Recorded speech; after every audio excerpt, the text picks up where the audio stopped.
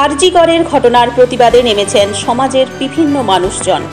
এবার আরজিকরের ঘটনার প্রতিবাদ জানাতে সপ্তাহের প্রথম দিন বেচাকেনা বন্ধ রাখলেন সবজি, মাছ ও পান ব্যবসায়ীরা। সোমবার সিমলাপাল সবজি বাজার, মাছ বাজার ও পান বাজার বন্ধ করে সিমলাপাল সবজি বাজার সমিতি। এদিন সকাল থেকেই তারা সবজি বাজারে এসে সবজি না নিয়ে বেচাকেনা বন্ধ করে একত্রিত হয়ে কালো ব্যাজ পরে প্রতিবাদ জানায়।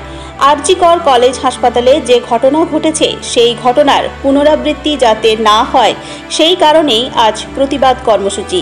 তবে সাধারণ মানুষের সমস্যা সত্ত্বেও আরজিকরের ঘটনার প্রতিবাদ করতে হবে সাধারণ মানুষের জন্য, এমনটাই বললেন সিমলাপালের এক মহিলা ব্যবসায়ী।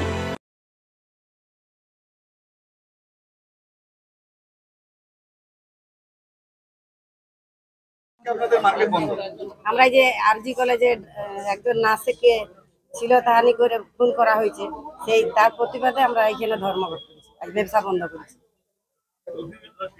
আমাদের মূল দাবি কি? আমাদের ওই দোষীদের শাস্তি চাই।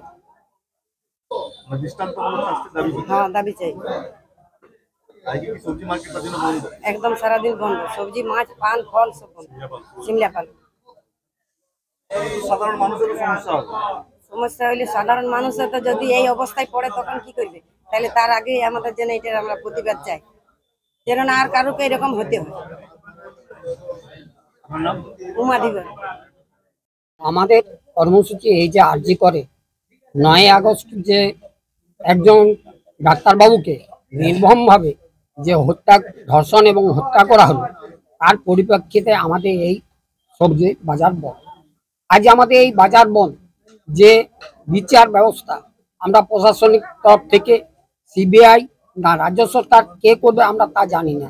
আমরা চাই দ্রুত দোষীদের চিহ্নিত করে তাদের শাস্তি ব্যবস্থা করা হোক এবং ফাঁসি দেওয়া হোক।